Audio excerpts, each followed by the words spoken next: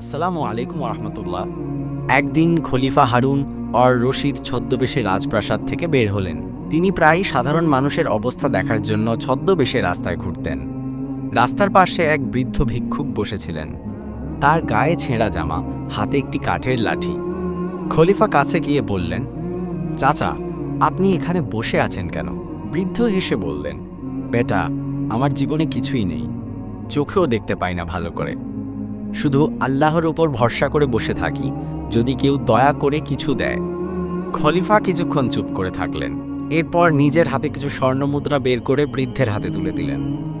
বৃদ্ধ কাঁপা হাতে মুদ্রাগুলো নিয়ে বললেন, আল্লাহ যেন তোমাকে পুরস্কার দেন বেটা। তুমি হয়তো জানো না, কিন্তু তুমি আজ আমার জন্য রিজিকের ফেরেস্তা হয়ে এসেছ।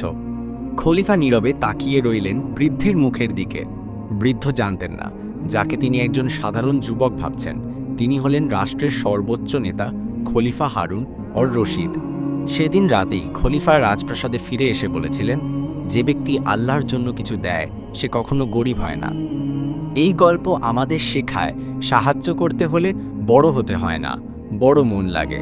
আমাদের আশেপাশে এমন অনেক মানুষ আছে যাদের একটু ভালোবাসা আর সহানুভূতিই যথেষ্ট।